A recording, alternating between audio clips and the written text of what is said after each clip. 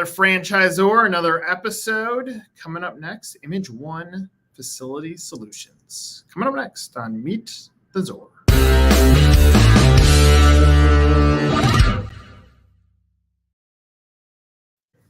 All right, Tim, before we hit the business, let's hit your personal story. How did you accidentally fall into franchising? That's a great way to put it, because for me, it really did happen. So I accidentally fell into business at 14 years old. My parents owned their own business. I was their own business my entire life. And they owned a two-story, about a 10,000 square foot office building that, they had a small space in for their business, and they rented the rest of it out. And they needed a cleaning service. And being a teenager in high school, I was like, this is something I can do. I can save some money to buy a car and have money to, go to the movies and do things with my friends. And, got to have money if you want to date a good looking girl. So I figured it was a good fit. So, I got the equipment that I needed to start cleaning their building.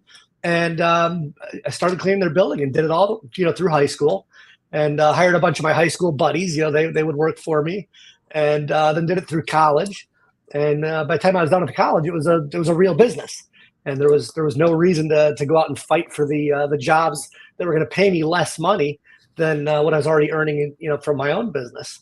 And then fast forward about another 7 or 8 years, and I was introduced to the concept of franchising, and here we go. And so, as an extension, this really originated when you were 14, the same business. Correct. It wasn't named Image One back then, but that's where it came from. All right. So, I would say it's rare to have an individual that's committed their entire adult career to one business, and even teenage career to one business. Like, if you reflect back, was this what the dream was supposed to be? And at what point did you embrace the dream and say, it actually was, whatever else you wanted to do didn't make as much sense as what you're doing now? Yeah, obviously, no one, including the people who buy our franchise, wake up one morning and say, I just need to own a cleaning business. It's just, that's not the normal thing. It's not the glamorous business. It's not the, the new hot trend. It's, it's nothing like that. But it's something that is tried and true. And it's there as a necessity for all businesses, which is, why it makes a lasting concept and great for franchising. But yeah, in high school, I was just doing it for a side hustle, just to have some cash. And like I said, did through college. And when I realized by the time I graduated college that I had a business that was billing about $30,000 a month, it's like, all right, this is the real deal. It's a real business. So, my degree in college, I got a degree in political science and in business, because I love politics. I'm a political junkie. I can't get enough of it, which is good and bad.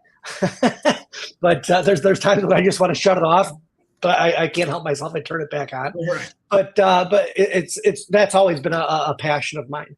I had always said, I would eventually run for office and do those types of things. But then, business started happening, and then I got married and had kids, and so things got in the way of that. But the business, as it grew, it was a good fit. It was great. It was I could never work for somebody else. I could never go out and get a job and work for a Fortune 500 company or in corporate America. It wouldn't work for me. So what point do you say your badge of honor is entrepreneur and nothing else? Yeah, absolutely. And it's for me, I am truly what I would consider an entrepreneur. From even before I started the cleaning business, I was the kid that was going out, walking around the neighborhood and, pushing a lawnmower to cut grass. And when the leaves would fall, then I'd be out there raking lawns. And when the snow would fall, I'd be out there shoveling driveways, for people that didn't want to do that. So to me, and again, being with a family background of being in business, I think entrepreneurship, I think you're born with it, but of course, having the right upbringing and being around a business is gonna make you lean towards that direction in life, I think. And it showed true in my own kids as well. Both of my boys own an Image One franchise, so they both operate a business. And my older son, when he was, 5 or 6 years old, or maybe 7 or 8, whatever it was, people would say, what do you want to be when you grow up? Yeah, and most kids, it's the usual thing. They want to be a fireman, a policeman, an astronaut, a cowboy, whatever it is. His answer was, I want to be the boss. Because he knew that his dad was the boss. And he knew that I was the only dad that would be on school field trips. I was the only dad that would take a week off in the summertime and go to summer camp with them at Cub Scouts. I was the only one that could do that, and that's because of owning your own business. Yeah. And that's one of the things that I try to share with our franchise owners is you have the flexibility, the ability to schedule your time the way you want to. So if there is something going on at your kid's school and you want to do that, you've got that possibility. If there's time that you want to take off and do a vacation, there's no one saying, well, you only get 3 weeks this year, so you can't go. No, it's up to you. If you've built a business and you've got the support staff in place to take care of things while you're gone, you can take off as much time as you want. Well, here's something else in that story. So, I mean, you said your first business at 14, your first cleaning business was your parents' business. So entrepreneurial is in the blood. Did your parents, could they attend all your events? Did they have that same mentality? I think that they did have an entrepreneurial spirit. My mom's father was in construction, so he was a home builder. So she was around business, her whole life. And my father's father had a vending business, which when he had a heart attack, my dad took that business over. My dad was a carpenter by trade, but when his father had a heart attack, he stepped in and started operating his father's business, and then really grew that. So they both too, had that entrepreneurial spirit and really wanted to be in business for themselves. And again, from a very early time in their lives, that's the only thing that they ever did. How old are your kids now? My boys are 28 and 26. So when you go back to when they said, all right, I want to be the boss someday. Yep. Has their mentality started shifting from franchisee to franchisor yet, or have they not hit that mark yet? Early on, they both worked in the business. Like very early on, at a very young age, before I even started franchising. They would go out with me, and they would go to cleaning accounts. They would go out and meet clients with me. It was a very family-oriented business, and we've tried to continue that as we've franchised, so that people understand that they can build a business that can then be handed down to their kids. It can be a second-generation business if that's what they choose to do with it. So they, from an early age, they were very involved with every part of it. My younger son decided that he didn't want to go to college. We walked into orientation, spent the entire day at the college, and as we were walking out to the car, he said, "Dad, I don't belong here." And I said, "All right, where do you belong?" And he said, "I don't think I belong in school." I said, "Okay." I said, "Give it a few days, think about it. After you make your decision, then let me know." So he came back 3 days later. He's like, "Dad," he goes, "I made my decision. I'm not going to school." I said, "All right, well, what do you want to do?" He goes, "I want to go to work full-time at Image One." I said, "All right, now's the hard part." He goes, "What's that?" I go tell your mother. I said, I'm not having that conversation. You are. And so he did, and she didn't like it, but she was good with it. So he worked a year in the corporate office, and then he and his brother had already all through high school been running a franchise, and running super insane, crazy hours. And they'd get up at 5:30 in the morning. They would go to lifting before school for football. They would, have their regular classes, and they would, have football after school. They would come home, eat dinner, do some homework. Then they'd go out and they would clean a couple of banks and a fitness studio. And then after that, they played hockey, so they would go to hockey practice. So their day started at 5:30 in the morning and it ended at like 11 o'clock at night. So they learned time management, but they also learned the value of being in business. And, when they would bust their $300 hockey stick, Dad wasn't buying them a new hockey stick. They were buying it. And so they learned from a very young age the value of a dollar. If they want a new PlayStation movie or video game, or they needed that new hockey stick, whatever it was, they were working. They were able to do their own thing. And so that worked out really well for him. My older son did go to college, and then started continuing to run the franchise through his entire college. Left school debt free. As a result of his franchise. which is a really cool thing. Most kids can't, let's say they left school debt free because they were running a business. And he was able to do that. So that it's kind of a cool story. And then both of them moved to Florida. And because they knew that was where my wife and I eventually wanted to end up. And they said that they would move to Florida. They wanted to run the franchise in Southwest Florida. And that's where they've been for the last about 7 years. Wonderful. And my wife and I moved down here full time. And so it's been great. They're very involved. But I told them, before you can work in the corporate office on the corporate side, you're not going to become a vice president because you have the right last name. You need to put the time in. You need to run a franchise. You need to do telemarketing. You need to do cold calling. You need to go door to door. You need to do the cleaning. You need to hire and fire staff. You need to deal with all the things that every franchise owner is ever going to deal with, because that way, when you do work at the corporate office, you'll have the credibility that you need to show that you know how to run this business. Tim, what does the business look like today? How many franchisees do you have? We've changed models over the years. We started out very similar to what other janitorial franchises were like. So we've got about 45 of the old version of the franchise, which is very similar to a lot of the other ones that are out there, where they buy a book of business. They really don't go out and do sales, but they grow the business based on leaning on the franchise or almost 100%. And I decided after a number of years that wasn't a good model, that there was a better way to do it. So we started training the franchise owners to do their own sales, to do their own operations, much like any other franchise, where you're really responsible for the growth of your business, because that way they're in charge. And we've got about 10 or 12 of that model, where we've trained them in sales, trained them in operations. And so now they're the ones that are going out and growing their business. And some of them have done a phenomenal job of doing that. They've built businesses that are over $1 million a year in janitorial, which is bigger than what I ever did when I was just an independent operator.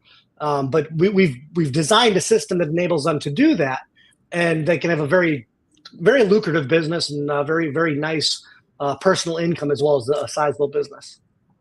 So I can clearly see that on the business opportunity, you've created a point of differentiation, which if I bought your business tomorrow, I would definitely elevate up that story versus joining one of the top in the category as everybody. What you just described is join a perfected business model that is challenging the way things are done. I think you have a bigger story to take credit for. With that being said, when it comes to now acquisition, I mean, most of your customer experience happens when nobody's in the building. Right. And so how do you establish a point of differentiation in a crowded marketplace where, there's 100 other companies that are willing to clean my office space? Right. Well, and you're 100% right. There's probably 1,000 other companies that want to clean their office space. So it's very, very heavily trafficked market. And I mean, really, realistically, there's so many mom and pop companies that are out there. And the problem is they're undertrained, they're underfunded, they don't use technology. They don't have good customer service. They don't have good communication. So that's where the issues come in. And one of the things that we really did to set us apart very, very early on, and when we started franchising in 2011, the very first thing I did was I said, look, we're going to bring technology into the janitorial industry. And there was no technology. I mean, people were using a legal pad and a pen, and they're counting ceiling tiles or using a roller wheel to go out and do proposals. And I immediately said, you know what? The iPad had just come out, and I said, we are going to develop an app for our franchise owners to use, so that when they go into a building and they do a survey, they can collect all the data that's necessary, and it'll generate that price for them. So they know that they're giving the client a fair price, but yet that they're going to be profitable. That's the perfect balance. And it's all about customer service. So the second app that we developed was an inspection app, so that now the crews have gone and done the cleaning, but the inspectors who come behind them can do a complete inspection of that facility. So really, we took technology and brought it into an industry that had zero technology. You don't think of the cleaning industry as technologically advanced, but it can be. It can be. So we've put together a suite of software for our franchise owners to use, everything from when they're doing a cold call to putting together a proposal, the inspections, time tracking, you name it, we've put it in so that they can run their business to the best of to the best level that they can get it to. All right. So for what it's worth, what you just said, another thing, like lift that message front and center. The fact that you're challenging an old school business model with technology is awesome. Out of curiosity, on the app, can the building manager or building owner, can they use the app to also call out things that they want to improve? So that was the next piece of the puzzle that we added. So you're thinking just like I did. It was like, well, hey, this is great for our franchise owners, but our clients, the clients of the franchisees, need to be able to do this. And we're a huge believer in transparency. We're a huge believer in really good communication. So what we did was we created an online portal for the clients. So there's a management company that oversees a building. The tenants in that building can all get access to it. They can send us messages if a garbage can was missed, if they've got a special event and they need something special done on a particular day, or if they're working late because they've got meetings and they don't want any cleaning. They can enter that information into the system. The franchise owner will get a copy of it. It's in the system permanently. It can even be set up so that the frontline cleaners that work for the franchise owner can get a text message on their phone giving them the explanation of something that was missed or something special that needs to be done, whatever that might be. And on the flip side of that, the individual employees that are out doing the cleaning, the next app that we're developing that'll be early next year is going to be to allow them to notify the business owner or the business manager that they're cleaning if there's some issue that they need to make them aware of. If they got there and there was a door that was left unlocked or the alarm wasn't set or something that they want to notify the client about, that way they can just respond in our system on that app on their phone, and it'll push that message all the way back to the client contact that we have. Out of curiosity, have you branded the app? So we're not selling the app at all. It's completely proprietary. It's just for us. But it's totally proprietary. Nobody else in the industry has anything like it. I mean, for what it's worth, where my 2 cents stand, and I like these conversations because I can at least tell you things that I see.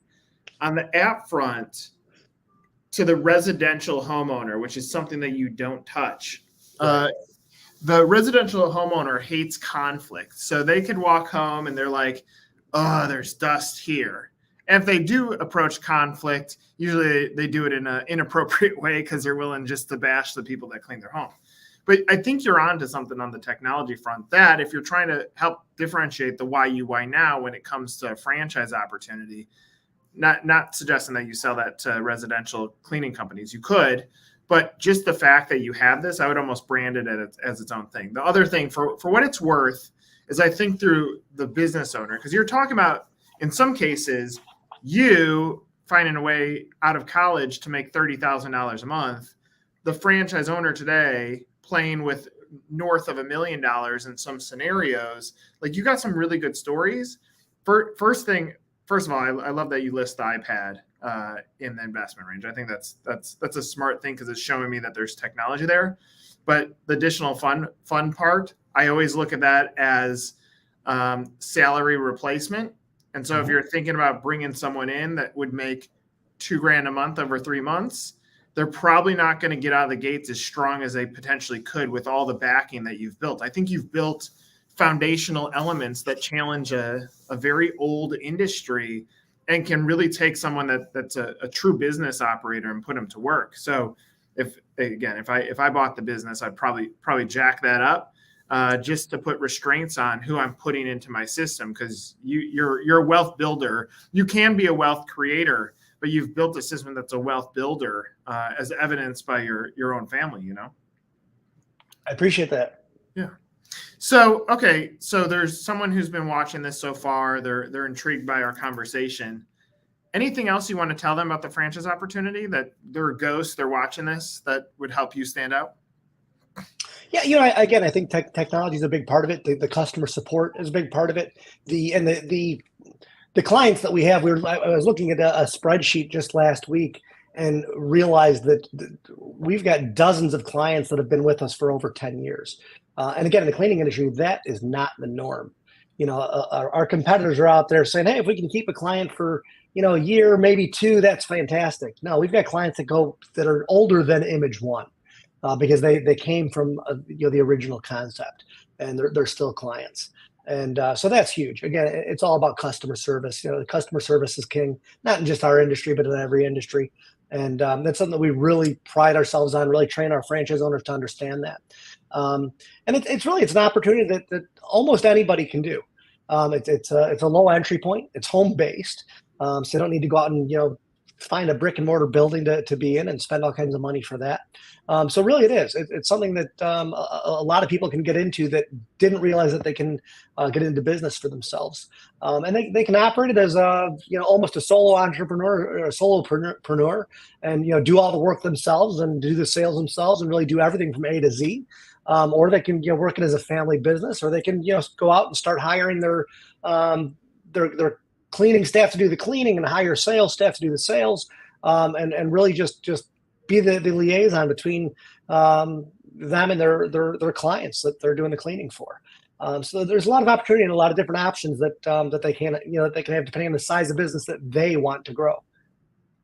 I always say catch the entrepreneur before they catch you. And it seems like the entrepreneur continues to catch yourself there. Like you're continuously trying to evolve what you're doing. A lot of people in business, 14 to now is a long run. You would have exited the business, but the way that I'm hearing you talk, it's almost like you exit the old format and you reinvent it in a category that you're very familiar with. And, that's quite impressive. So yeah. And for me, I don't want to exit the business. I love it.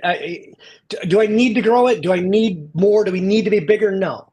But what I love doing is working with our franchise owners to help them achieve their dreams, their goals. I mean, nothing pleases me more than when a franchise owner comes in and says, Tim, we bought our first home, or we bought a vacation home, or we paid off our kids' college. There's so many different things that they have that are their ideas and their dreams that they come to. And I mean, one of the things that we do with our franchise owners is and it'll sound really crazy, but we've helped them build like a dream board. You go in and you cut pictures out of magazines and you paste them on a board. And even though that seems kind of childlike, when they do that, then they have those pictures in front of them. And our highest billing franchise owner, Jason Avila, I'll never forget when I did this exercise with him. He cut out a matte black finished Land Rover, and that was his dream. That was his goal. And about maybe a year or two later, he drove up to the office in that vehicle, and I was like, "That's awesome." He goes, "You remember?" I said, "Yeah, that was on your dream board." I said, "I absolutely remember." I said, "Congratulations, that's huge." And I met him for dinner a couple of months ago, and he pulled up after I was inside. He brought me out after dinner. He goes, "I got to show you something." I said, "What'd you get?" He goes, "I got rid of the Land Rover." I said, "What'd you get?" And he got I think it's called a G-Wagon, the Mercedes. It's like there's big boxy square SUV. I'm like, dude, that's an awesome vehicle. I'm like, that's nicer than anything I drive. He started laughing. He goes, the Land Rover was first, but yeah, he goes, I wanted to have this. He goes, and he's like, that was my next big goal, and I got it. And to me, that's awesome. I just love what franchising does for the franchisees. There's so much gratification that I get just seeing the fact that they've accomplished what they wanted to accomplish. And I'm not just talking about material things. Like I said, it's being able to put your kids through college. It's being able to spend time with your family because you've got the opportunity to take time off and do things. And that's a huge deal, I think, for all of you. If you can spend time with your kids when they're young, or if you're spending time with your elderly parents and you're able to pay for them to have the best care that they can possibly have. There's so many things that are important that owning a business, any business, not just Image One, but any business, can give you such great opportunity. Well, look, I mean, what you're saying is franchising fundamentals that most franchisors miss out on, and that the reality is when franchisees are successful, they make you more money, and when you're allowing them to go make their dreams happen, they're going to be hyper focused on what their North Star is. Yeah. And so it's such a fundamental tool, but most franchisors say, "Well, we're going to go chase franchise fees," and no, you chase franchisee success and franchisees' dreams. Now, all of a sudden, it changes for both you and for the franchisee. It's a win-win situation for everyone, and Absolutely. I think that's such a powerful statement to make. And for anybody that's listening, that's the type of franchisor that you want to be working with. So, Tim, appreciate you sharing your story. Awesome hearing it. But thanks for doing this. Yeah, no, hey, thanks for taking your time to let me share part of my story. And I love to talk about the opportunity that's out there and help people explore not just about Image One, but I talk to people all the time that want to get into business or get into a franchise. And if our franchise isn't the right franchise for you, that's okay. I'm going to help guide you to the one that makes the most sense for you financially, as well as the one that's a good fit for you. Because I'd rather tell someone no, that Image One isn't the right fit for them, than for them to make the wrong decision. And I frequently I'll tell someone, you know what, you tell me that you're so passionate about X, Y, or Z. Let's go explore that. Let me help you find the right thing for you. And if now is not the right time because something else is more expensive, then maybe Image One is the vehicle that gets you to the point where you can sell your Image One franchise to be able to buy the thing that you're most passionate about. And I think that's a good opportunity for people as well. Right take, Tim. Really appreciate it. For Tim, I'm Nick. It's another episode of Meet the Zor.